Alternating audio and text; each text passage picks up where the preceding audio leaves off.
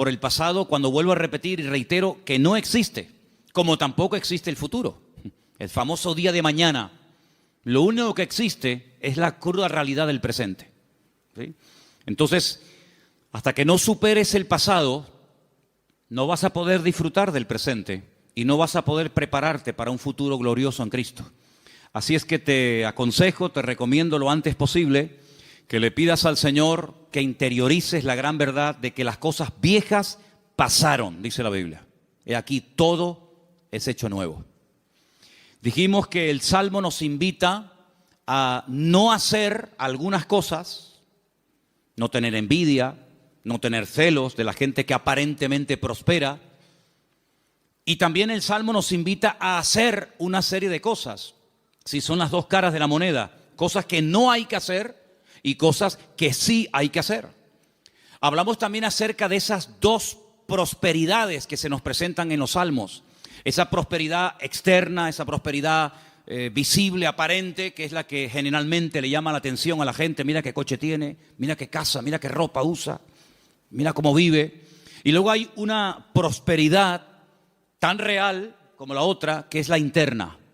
Y muchas veces no coincide una con otra. Si no siempre una persona que aparentemente es próspera por fuera, lo es en su espíritu. De hecho, hay muchos inconversos que viven vidas, entre comillas, prósperas, aparentemente bendecidas, pero que no tienen que ser motivo de envidia ni de celos por parte de los que no hayan sido tal vez tan prósperos en ese área, porque la prosperidad material es efímera, la prosperidad material es pasajera. Hoy la tienes y mañana puede ser que te abandone y se vaya con otro. No tiene fidelidad. La prosperidad no es una característica de la prosperidad, de la falsa prosperidad, es que es infiel. Hoy está contigo, mañana está con otro y así sucesivamente. Pero la prosperidad de Dios, la prosperidad del alma, la prosperidad del espíritu permanece, porque lo que Dios da nadie te lo puede quitar. ¿Cuántos dicen amén? Así que hay que confiar en Dios, hay que poner la mirada en las promesas del Señor, alimentarte de las promesas del Señor, porque las promesas del Señor le van a dar a tu espíritu vitalidad, le van a dar a tu vida equilibrio. Hay personas que viven con un desequilibrio emocional terrible, incluso algunos que van de cristianos por la vida. Personas que en un área funcionan bien, pero que en otras ni te metas ni se te ocurra tocar ese área, porque es un auténtico desorden, un auténtico campo lleno de minas. Y todo eso más o menos lo tuvimos viendo la semana pasada, pero estudiando el Salmo, me di cuenta de que hay una frase que se repite dos veces en dos versículos diferentes. Y quiero llevarles al Salmo 37, versículo 3 y al versículo 27. 37, 3 y 37, 27. Y la frase es la siguiente, escúchala. Confía en el Señor y haz el bien. Y el versículo 27 dice, apártate del mal y haz el bien. Y me llamó la atención que en dos ocasiones la Biblia dice, haz el bien, haz el bien. ¿Qué significa hacer el bien? ¿Cómo se hace el bien? ¿Cuál es el bien que Dios espera que yo haga? Es interesante porque si ustedes comienzan en algún momento a leer la Biblia desde el principio, se van a dar cuenta que la palabra bien o bueno, que es la palabra hebrea tov, aparece en el capítulo 1 de Génesis 7 veces. Yo las tengo subrayadas en mi Biblia. En 7 ocasiones, cuando Dios hace algo, dice, y vio Dios que era bueno. En 7 ocasiones diferentes. Y cuando aparece la palabra bueno, la palabra tov, vemos que es después de haber hecho algo. Es decir, Dios hace algo y a continuación declara, y eso que acabo de hacer es bueno. Luego hay acciones, hay obras, como dice el libro de Hebreos, de las cuales tenemos que arrepentirnos. Es lo que el autor llama obras muertas. Y el que escribiera esa carta, da igual quién fuera, hay un momento en el que él profundiza y toca el tema y dice, hay obras en la vida, cosas que hicimos en la vida, no digo antes de conocer al Señor, digo incluso hasta después de haberle conocido, que no sirvieron para nada. Vuelvo a repetir, son obras muertas. Y el autor de esa carta dice, de esas cosas que hiciste que no sirvieron para nada, tienes que arrepentirte. Porque perdiste tiempo, perdiste a lo mejor dinero, te ilusionaste, te encaprichaste con algo que al final, nada de nada. Incluso puede ser que hasta haya sido malo para ti y para otras personas. Pero sin embargo, la Biblia nos dice muy claramente que hay cosas, hay obras que Dios espera que nosotros hagamos.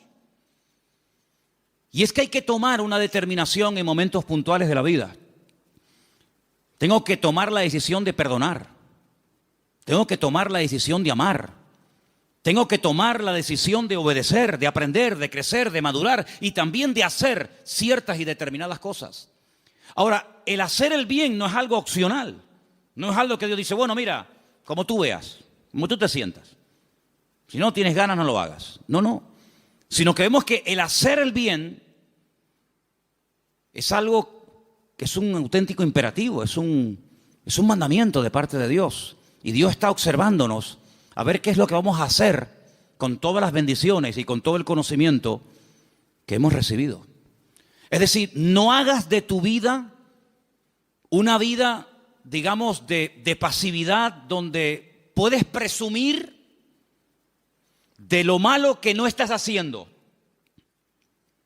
Porque hay un versículo que yo quisiera leer en esta tarde que es una auténtica bomba. Y guarda estrecha relación con lo que estamos hablando esta tarde de hacer el bien. Y ese versículo es el que está en Santiago. Santiago capítulo 4, versículo 17. Te lo leo si quieres rápidamente. Presta atención. Es muy fácil. Seguramente hasta te lo sabes de memoria. Santiago 4, 17. Y dice así. Tal vez lo podemos, ahí está. Al que sabe hacer lo bueno y no lo hace, le es pecado. Es que yo no he hecho nada malo. Es que no solamente la Biblia enseña que se puede pecar de acción, sino también de omisión. El que sabe que hay que hacer algo y no lo está haciendo, está pecando. Muchos creyentes se han montado su vida en torno al hecho de haber dejado el pecado. De hecho, cuando escuchamos el testimonio de alguien, de algún hermano, de alguna hermana que sube a este púlpito o lo escuchas en la radio, en internet o donde sea, generalmente la mayoría de los testimonios van en la línea de lo que yo antes hacía y ahora ya no hago.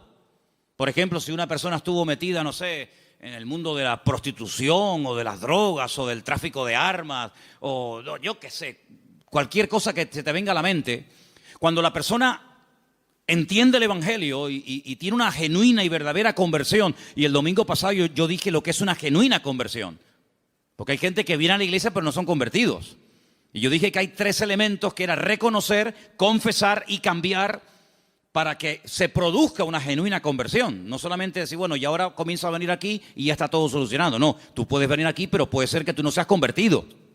Te has convencido, pero convertido es otra cosa. Entonces, cuando una persona verdaderamente es convertida de verdad, genuinamente, que ha pasado de muerte a vida, y algunos dan testimonio, si te fijas y oyes bien el testimonio, suelen generalmente contar cosas que antes hacían malas, que ya no hacen. Y uno dice, gloria a Dios, qué testimonio tiene este chico. ¿Cómo ha cambiado esta hermana? ¿Cómo ha cambiado esta persona? Fíjate tú lo que era, qué malo que era, A veces, el otro día me pasó que me contaron de un hermano que hoy en día es pastor y antes de conocer al Señor era terrible, era una cosa tremenda. Y si no te lo cuentan, como que te cuesta creerlo, porque dice, pero si es un cacho de pan este hombre. No parece que haya sido tan pecador, ¿no? Tan malo. Pero hermano, la vida del creyente no solamente consiste en dejar cosas malas, que dicho sea de paso, ahí no hay ningún mérito, porque si tú hoy no has matado a nadie, no te vamos a dar una medalla. Ay, qué bien, el hermano hoy no mató a nadie, un aplauso al hermano. Qué contento, qué bueno, hermano. Hoy no engañé a mi mujer, qué bueno, un aplauso al hermano que hoy fue fiel. Es que no hay ningún mérito. No hay ningún mérito en dejar de hacer lo malo. Al contrario, yo pienso que uno tiene que ir por la vida sin hacerle daño a nadie. Pero cuidado, la vida cristiana no es una vida de no hago esto, no toco, no hago tal, no hago cual, sino que dice aquí, lo hemos leído esta tarde, el que sabe hacer lo bueno y no lo hace, amigo, también está pecando. Luego, aquí hay como eslabones de una cadena. Un paso nos lleva a otro y ese otro a otro. Si dejo el pasado y lo dejo porque me he convertido de verdad, automáticamente mi vida tiene que entrar en una actividad que le dé honra y gloria al Señor. Y no es comenzar a hacer un montón de cosas para estar entretenido y matar de esa manera el aburrimiento, no. Sino que yo ahora, y escuchen bien esto, porque son tres cosas claves, porque este salmo, hermano, es el antídoto contra muchos males que son endémicos en la vida de muchos creyentes. Si tú verdaderamente hoy tomas la decisión, y después lo preguntaré, si hoy tú verdaderamente tomas la decisión de no hacer cosas malas, pero comenzar a partir de hoy a plantearte seriamente hacer el bien, como hemos leído en el Salmo 37, pues lo primero que tienes que preguntarte es ¿qué cosas Dios espera de mi vida? Y tienes que hacer un ajuste. Primero, tener en cuenta la edad que tienes. Segundo, las circunstancias actuales que te rodean. Y tercero, el propósito de Dios para tu vida. ¿Seríais capaz de repetir estas tres palabras o conceptos o pensamientos? Adaptarme a la edad que tengo, adaptarme a las circunstancias del tiempo presente y adaptarme al modelo o al propósito de Dios para mi vida. ¿Sois capaces de repetirlas? Adaptarme a la edad actual que tengo, adaptarme a las circunstancias actuales de mi presente y adaptarme al propósito de Dios para mi vida. Edad, circunstancia y propósito. ¿Por qué hablo de la edad? Hay un versículo en 1 Corintios capítulo 13, donde el apóstol Pablo, hablando acerca del amor, es un capítulo monográfico sobre este tema, dice, cuando yo era niño, conocéis el versículo, ¿verdad? ¿Qué dice? Hablaba como niño, pensaba como niño, juzgaba como niño, ¿sí? Ahí menciona tres elementos típicos de la conducta infantil de una persona. La forma de hablar, la forma de vivir y la forma de reaccionar. Hablar, pensar, ¿verdad? Juzgar la vida.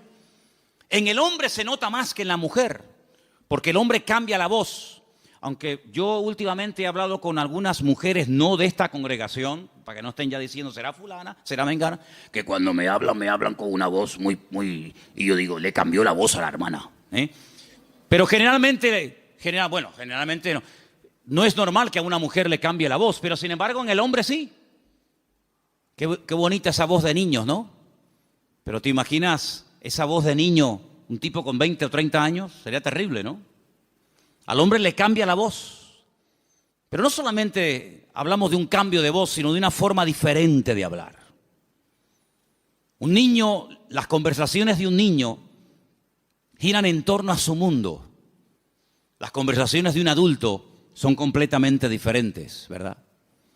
La forma como un niño ve la vida, cómo se expresa, las palabras que utiliza, son típicas de un niño. Hay niños que dicen, papá, no cabo.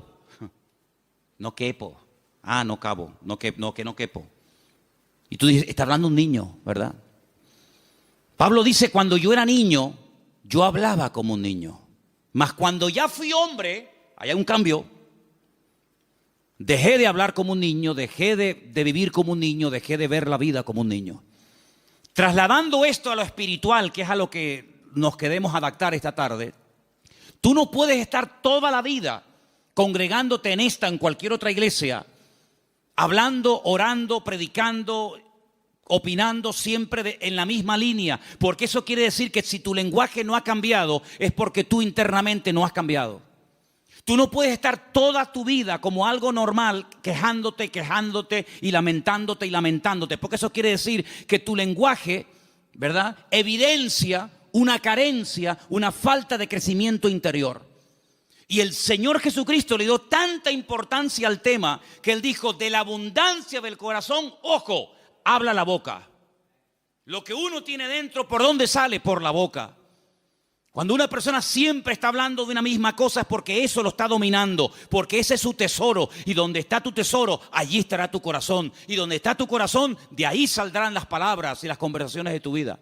Hay gente que todo el día está quejándose. Hay gente que todo el día está hablando de fútbol. Hay gente que todo el día está hablando de un tema. ¿Por qué? Porque es el tema que aman y que controlan y les domina. Pero no le preguntes de otra cosa. Entonces, en el sentido espiritual, tú tienes que cambiar tu forma de hablar, porque no puede ser que tú hoy hables igual, con quejas, con lamento, con no sé qué y con no sé cuánto, y dentro de un año nos volvamos a sentar y volvamos otra vez a lo mismo. Entonces, no ha habido un cambio, no ha habido una madurez en tu vida. Es como el hombre que tiene la voz del niño de 4 años. No puede ser. Entonces, tú tienes que adaptarte a la edad que tienes, espiritualmente hablando. El autor de la carta a los Hebreos dice, ustedes ya tenían que ser maestros, pero todavía están con el biberón, todavía estáis con la leche y no con alimento sólido, porque no habéis madurado, porque no habéis crecido. A los Corintios le dice exactamente lo mismo. 1 Corintios capítulo 3, sois niños carnales en Cristo, no os puedo compartir cosas profundas, no puedo hablarle de... Yo estoy seguro que Pablo podía haberle mencionado otros dones que nunca le llegó a mencionar a los corintios por la falta de madurez y la falta de crecimiento que en su vida había. Entonces hay mucho infantilismo en la vida de muchos creyentes. Hay mucha inmadurez porque no han superado el pasado, porque no se han terminado de convertir de verdad, etcétera, etcétera. Entonces tienes que adaptar tu vida a la edad que tienes, tanto la cronológica como la espiritual. Hay gente que vive con la mentalidad de cuando tenían 18 años y ya tiene 60. Y no hay nada más ridículo que un hombre de 50 que quiera aparentar que tiene 18. A mí me produce de verdad risa cuando veo ya hombres que ya para decirle déjate ya de jugar al boliche, que están tratando de aparentar que son niños de 25 o 30 años y se remangan los pantalones y se ponen pendientes y hacen bobería y decir, compórtate. Estás haciendo el indio. Pero tienes que también adaptarte a las circunstancias actuales. No vivas en el futuro. No vivas en el pasado. Vive en el presente. Es que a mí me gustaría. Es que sí, no. A mí también me gustaría muchas cosas. Pero tienes que adaptarte a tu tiempo presente. A lo que tienes. A lo que Dios te ha dado. Porque si no valoras lo que Dios te ha dado, no vas a disfrutar de cada una de las muchas bendiciones que tienes hoy. Porque todos y cada uno de los que estamos aquí, en muchos aspectos, somos ricos en comparación con otras culturas y con otras personas que en este momento lo están pasando muy mal. Por lo tanto, adapte su vida a la edad, adapte su vida a las circunstancias. No vivas en el mundo de yuppie. No vivas siempre soñando en cosas que a lo mejor nunca verás, que pasaron, que tuvieron su momento, pero que nunca volverán. Y sobre todas las cosas, y lo más importante, adapta tu vida al propósito de Dios para tu vida. ¿Qué es lo que Dios quiere para mí? ¿Qué es lo que Él está esperando que yo haga? Porque la Biblia dice, haz el bien. Ahora vamos a ver, según la Biblia, algunas formas de hacer el bien, ¿les parece?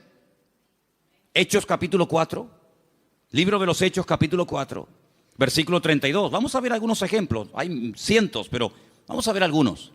Hechos capítulo 4, versículo del 32 en adelante dice... La multitud de los que habían creído, mientras ustedes lo van buscando, yo se lo voy leyendo para avanzar. La multitud de los que habían creído era de un corazón y de un alma. Ninguno decía ser suyo propio nada de lo que poseía, sino que tenían todas las cosas en común.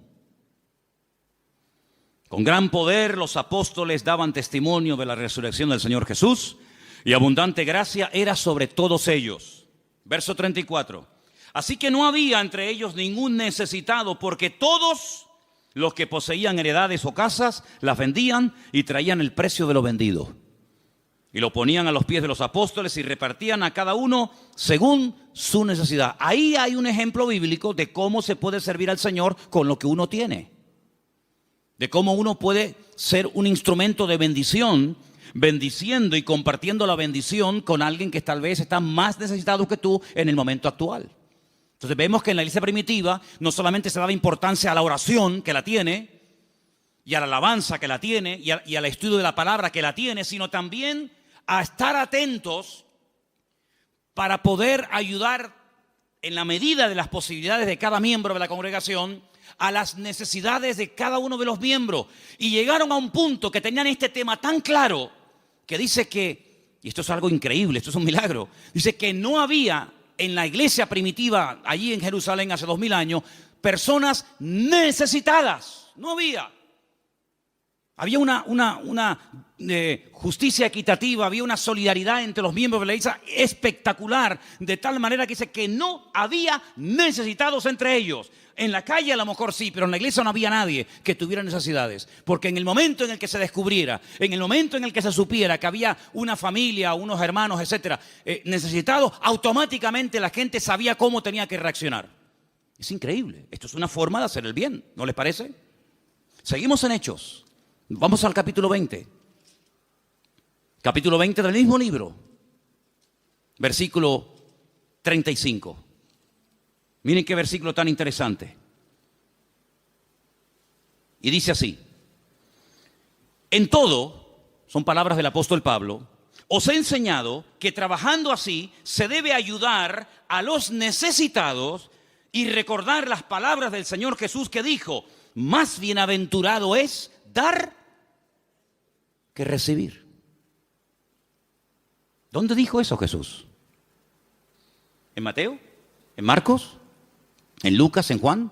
¿Se dan cuenta que hay un montón de cosas que los discípulos sabían que no están escritas ni en los evangelios? Esta es una de ellas. El Señor Jesús les grabó esta palabra a fuego en sus corazones, de que en la vida es mucho más importante estar pensando en dar que en recibir. Y la vida nos enseña justamente para todo lo contrario. Lo importante en la vida es recibir, no tanto dar. Sin embargo, el Señor dijo: no, en el reino de Dios el principio va por otro sendero. Más bienaventurado es el que da que el que recibe. Porque si tienes todavía que recibir es porque estás en necesidad. Por lo tanto, ahí no hay ninguna bienaventuranza. Pero si estás en capacidad de poder dar, quiere decir es que te sobra, y eso significa de que eres una persona bendecida. En el libro de los Hechos vemos que una forma de hacer el bien es ayudar a los demás. ¿Cuántos dicen amén?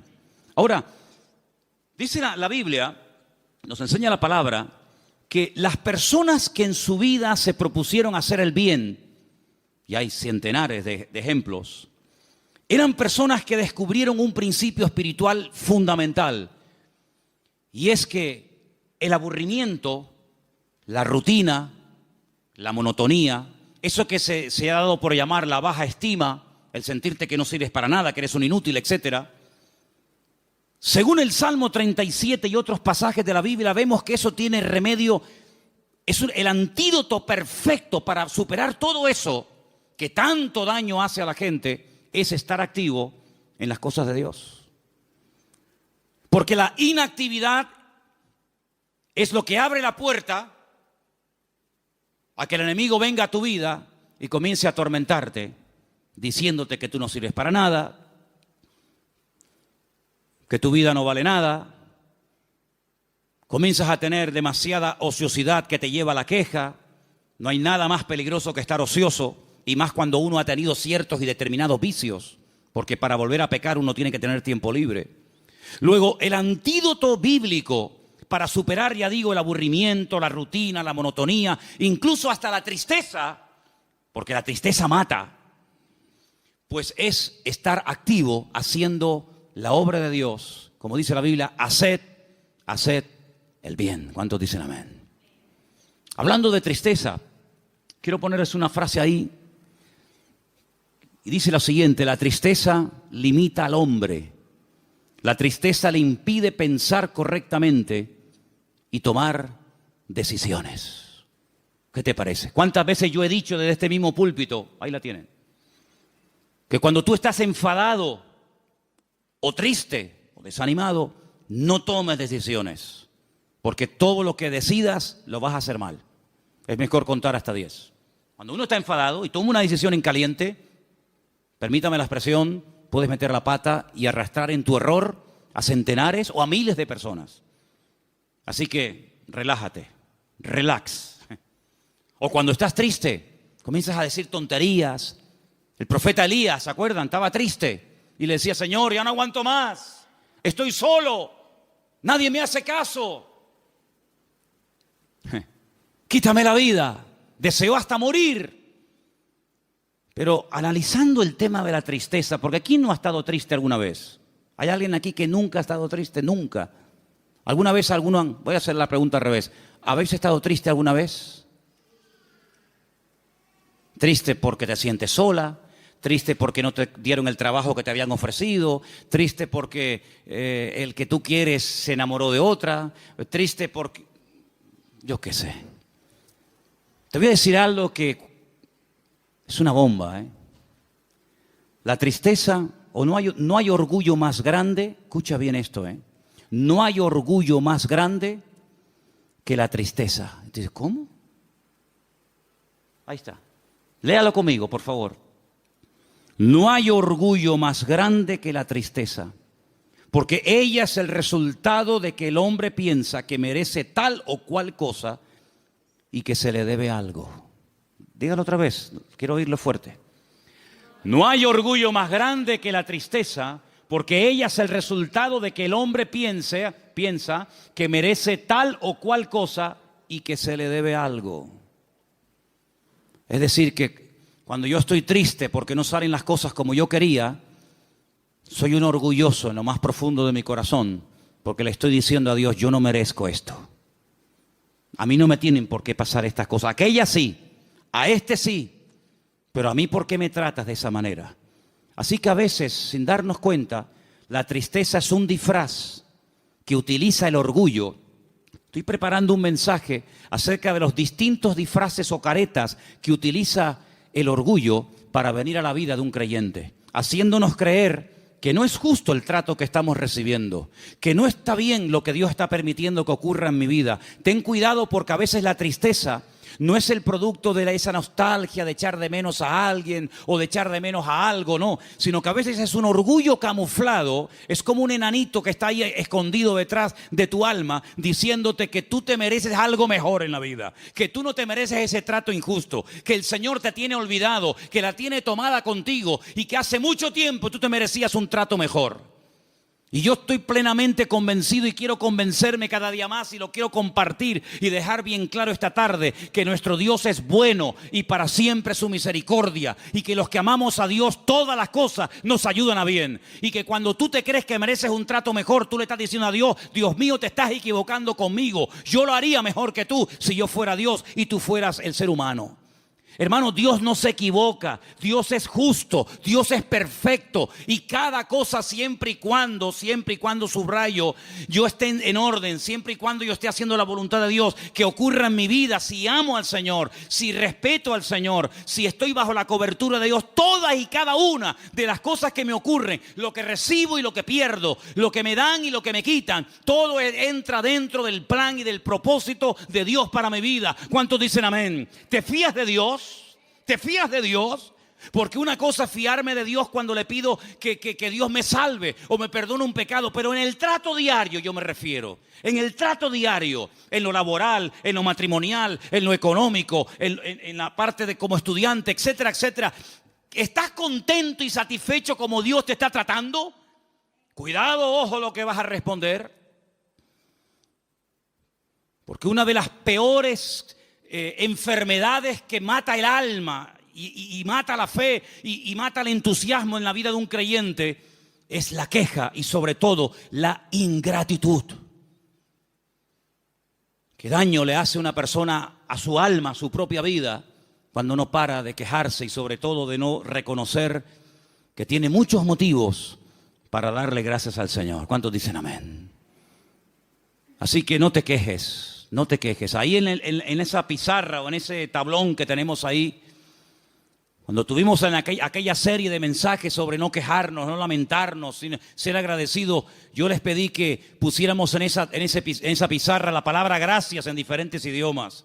Y cuando te levantes por la mañana, empieza dándole gracias al Señor, no pidiéndole nada, gracias al Señor, primero por la noche de descanso que he tenido y porque me puedo levantar y puedo caminar por mi propio pie y puedo ir al baño y tengo manos para lavarme la cara y tengo ojos para ver el sol y tengo ropa para ponerme y tengo una taza de café para desayunar o de colacao o de la potingues que toma mi mujer por la mañana cuando se levanta o de lo que sea. Hermano, gracias al Señor por la vida, gracias al Señor por el aire que respiramos, gracias al Señor por todo. Y hasta que no seamos agradecidos, no vamos a disfrutar de nada. ¿Para qué quieres más si lo que Dios te dio no se lo agradeces?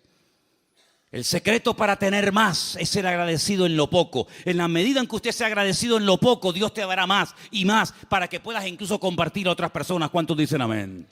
Así que ojo con el tema de la nostalgia, con la tristeza. Porque cuando uno lee el Salmo 37, uno se da cuenta de que sí, humanamente hablando hay muchos motivos para quejarnos y lamentarnos, pero Dios dice, ni se te ocurra utilizar ese miembro tan poderoso como es la boca para quejarte, para lamentar y mucho menos para tener envidia de los malignos y de los que hacen cosas indebidas. Ahora, quiero leer algunos versículos en esta tarde. Vamos a ir, por ejemplo, a Filipenses capítulo 4. Tengo aquí un versículo buenísimo. Porque si yo les digo a ustedes en esta tarde, hermanos, usted podría decirme de memoria Filipenses 4:13. ¿Ve? ¿No te digo yo? Ese se lo sabe todo el mundo. Da igual a la iglesia que vayas, de la línea doctrinal que tenga. Tú preguntas, hermano, Filipenses, aún no has terminado de hacer la pregunta y todo el mundo dice, todo lo puedo en Cristo que me fortalece. Y está bien, efectivamente dice eso. Pero ¿cuándo dice eso Pablo? Después de lo que vamos a leer ahora. Vamos a arrancar a partir del versículo 10. Filipenses 4:10. Pablo está en la cárcel, no olvide esto, hay que situarnos. Pablo está en una mazmorra con una humedad terrible, encadenado, sin televisión, sin WhatsApp, chicos, sin WhatsApp. Eso ya es una tortura en sí mismo, ¿no? Cuando se cae el servidor ya es una tortura en sí misma. Sin hermanos, sin iglesia, sin Biblia, sin televisión, sin nada. Solo, condenado a muerte. Porque bueno, pasar una noche en el calabozo, ¿quién no la ha pasado? Pero condenado a muerte, eso es otro tema, amigo. Y ahora Pablo escribe una carta, o dicta una carta, y dice en el versículo 10, en gran manera me gocé en el Señor. Me gocé en el Señor. Es que ahí es donde está nuestro gozo, en el Señor. De que ya al fin habéis revivido vuestro cuidado de mí, de lo cual también estabais solícitos, pero os faltaba la oportunidad. Es decir, Pablo lo que está diciendo aquí, para que nos ubiquemos, es que los hermanos de la iglesia de los filipenses, de Filipo, le mandaron una ofrenda, le mandaron un dinerito para ayudarlo en sus gastos y en sus cosas. Y Pablo dice, yo me gocé muchísimo en el Señor el día que recibí la ofrenda de ustedes. Yo sé que ustedes lo querían hacer hace mucho tiempo, pero Pablo como que los excusa, ¿no? Dice, yo sé que les faltó la oportunidad, pero me gocé muchísimo el día que recibí ese donativo por parte vuestro. Pero ahora mira lo que dice en el versículo 11. No lo digo, escucha, y esto es sinceridad pura y dura, no lo digo porque tenga escasez, pues he aprendido a contentarme cualquiera que sea mi situación. Ayer en la boda, los que estuvisteis allí y me oísteis predicar, yo le dije a parejita de tortolitos que estaban allí, y indirectamente a todos los no tortolitos que estaban allí también, ¿qué es lo que dije yo en un momento del mensaje? Las cosas importantes de la vida hay que aprenderlas. ¿Hay que enseñarle a un hijo a desobedecer? Yo creo que no. ¿Y cómo aprendieron a desobedecer? Ah, amigo, yo no sé, pero viene en el paquete tú. Viene en el paquete. Hay que enseñarle lo importante que es obedecer, no desobedecer. Todo lo importante en la vida hay que aprenderlo. A ser generoso, a perdonar, etcétera, etcétera. Y Pablo dice, he aprendido, luego no nació con esta enseñanza, digamos, en el paquete, ¿no? Por decirlo de alguna manera, en su vida. Dice, he aprendido a contentarme. No a resignarme, que es diferente. Hay gente que se resigna. Bueno, no me puedo comprar un traje, pues me resigno. No, a contentarme. Contentarme es estar contento. ¿Sí o no? ¿Sí o no? Estoy contento en toda situación. Versículo 12. Sé vivir humildemente y sé tener abundancia. En todo y por todo estoy enseñado. ¿Quién le enseñó? El Señor. Estoy enseñado, y dice aquí versículo 12, así para estar saciado como para tener hambre, así para tener abundancia como para padecer necesidad. Y ahora sí viene el versículo que a usted le gusta, dígalo fuerte, Filipenses 4:13. Amén, ahora sí, ahora sí, claro. Sí, pero tienes que leer anterior. Todo lo puedo en Cristo, sí. Esta noche no cenas, mañana no almuerzas, mañana no hay móvil, Acabas de decir, todo lo puedo en Cristo que me fortalece. Pero no cuando salen las cosas redondas, según mi óptica, según mi visión de la vida. Sino cuando hay abundancia, contento. Cuando hay escasez, contento. Cuando tengo mucho y me sobra, contento. Y cuando no tengo nada, contento. Porque todo lo puedo en Cristo que me fortalece. Entonces hay que entender el contexto en el que Pablo dice esto. Preso, condenado a muerte, a veces enfermo, a veces solo, incomprendido, cuestionado, criticado. Pero igualmente, todo lo puedo en Cristo que me fortalece. Bueno, y si ustedes leen lo que le dice a los corintios, eso ya es una joya de la literatura. Dice, como entristecidos, mas siempre gozosos. Como no teniendo nada, mas poseyéndolo todo. Como desconocidos, pero bien conocidos. Aleluya. Entonces, hermanos, es una escuela. El Salmo 37 son las materias que vamos a tener que pasar por la vida en la escuela de la vida. Confíen en el Señor. Amén, claro que sí, pero haz el bien. No te quedes de brazos cruzados diciendo, no, yo confío en el Señor. Bueno, y mientras tanto, haz el bien. Apártate del mal, ya lo hice, Señor, ahora ponte a hacer el bien. Porque no es que te quedas en terreno de nadie, ya no hago malo, pero tampoco hago nada, no. El que sabe hacer lo bueno y no lo hace, está pecando. Es decir, peca el que hace cosas malas y peca también el que no hace cosas buenas. Porque a cosas buenas y productivas nos ha llamado a ti y a mí el Señor. ¿Cuántos dicen amén? El segundo versículo que quiero leer, a ver si lo encuentran, porque es un libro que no se lee mucho, pero yo pienso que lo deberíamos de leer más a menudo. Es el libro de Eclesiastés. Ay, amigo, y uno dice, ay, yo no sabía que había un libro que se llamaba así. Sí, hay un libro que se llama así. Coelet, se llama en hebreo, significa el predicador. Coelet es un predicador. Eclesiastés, es un nombre raro eso de Eclesiastés, yo lo reconozco. Dice en Eclesiastés, versículo 7, verso 10.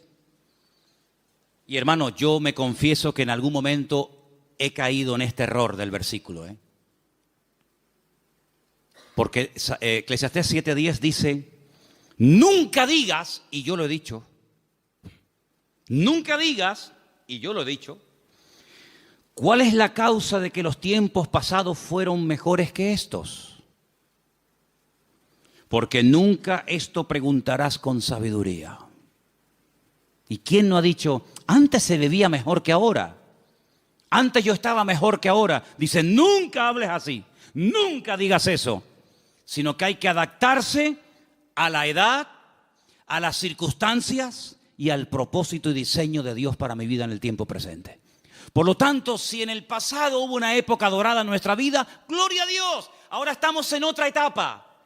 No estoy viviendo en las glorias del pasado, sino estoy en el tiempo presente. Porque dice la Biblia, no te jactes del día de mañana, sino que si oyereis hoy su voz, dice, no cierres, no endurezcas tu corazón. Porque este es el día que el Señor ha creado para que nos gocemos y nos deleitemos en Él. No es el pasado que no existe, el futuro tampoco existe. Entonces, ¿qué es lo que existe? La realidad presente. ¿Y qué voy a hacer en la realidad presente? Darle gloria a Dios, no darle lugar a la ingratitud, a la queja, al lamento, sino hacer el bien para la gloria de Dios. ¿Cuántos dicen amén? Dios es el que elige las pruebas de mi vida. Yo no las elegí. Dios es el que ha diseñado y ha elegido las circunstancias por las cuales Él quiere que yo pase. Pero ha dejado en mis manos la actitud con la cual yo voy a enfrentar dichas pruebas en la vida. ¿Lo habéis captado? Yo no elijo las pruebas. Yo no sé en lo que Dios me quiere probar mañana. Eso es cuestión de Él. Pero Él sí me ha dejado la libertad, por decirlo de alguna manera, de poder escoger qué actitud voy a tener ante las pruebas que mi Señor sabiamente ha escogido para mí. Y yo dije en una ocasión, y no me quiero ir del tema, que las pruebas son proporcionales a nuestro nivel de madurez y de conocimiento bíblico. Es decir, Dios no te va a probar más allá de lo que tú puedas soportar, porque entonces no sería una prueba, sería una injusticia, sería un crimen. Tú no puedes permitirle o no puedes darle a un niño un saco de 20 kilos, porque el niño no puede con eso. Pero sí le puedes decir, oye, coge este juguetito, corre, llévalo allá a la guardería. ¿Sí o no? Es decir, cuando el Señor permite que pases por una prueba es porque Él sabe que con su ayuda tú vas a poder superar esa prueba y vas a poder aprender algo que si no pasaras por ella nunca aprenderías. Porque las pruebas son escuelas, son enseñanza, son exámenes, son espejos que Dios pone delante de nosotros para que nos miremos a nosotros mismos. Él no tiene que probarnos para saber cómo voy a reaccionar. Él te prueba para que tú te veas cómo tú reaccionas. ¿Cómo no va a saber el Señor si Abraham va a sacrificar o no a su hijo Isaac? ¿Cómo no lo va a saber Dios? Lo hace venir desde Beersheba, al sur de Israel, hasta el monte Moriah, 3 días de camino, porque Dios no sabe si al final se echa para atrás o lo va a hacer. Pero entonces, ¿qué Dios es ese? Si Dios lo sabe todo de antemano, Él lo conoce todo, pasado, presente y futuro, ¿sí o no? Él sabe si Isaac va a ser atado y a punto de ser sacrificado en lo alto del monte Moria, pero el que tiene que saber si lo vas a hacer o no, eres tú, Abraham. Es una prueba para ti. Dios no se prueba a sí mismo. Dios nos prueba a nosotros y a través de esa prueba descubre el nivel de madurez que tú tienes. Y cuando el Señor permite que pasemos por una prueba en nuestra vida, es porque Él sabe que esa prueba es necesaria y tú la puedes superar, no por ti mismo, sino agarrado y confiado y alimentándote de las promesas del Señor. Por eso el Señor nunca le pidió a David que sacrificara a ningún hijo, porque no lo iba a hacer. Porque David ganaba todas las batallas fuera de la casa, pero dentro de la casa las perdió todas.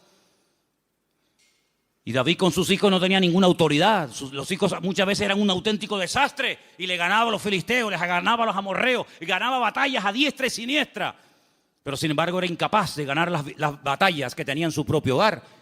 Pero las pruebas que el Señor le mandó a David no son las pruebas que le mandó a Abraham. Por lo tanto, no te quejes de lo que estás pasando, porque por lo que estás pasando es por lo que Dios quiere que en este momento tú estés pasando, para que aprendas, porque la prueba no es para que te alejes del Señor, es para que te acerques al Señor. Prueba de ello es que algunas pruebas de la vida lo que hicieron es que nos acercaron al Señor, ¿sí o no?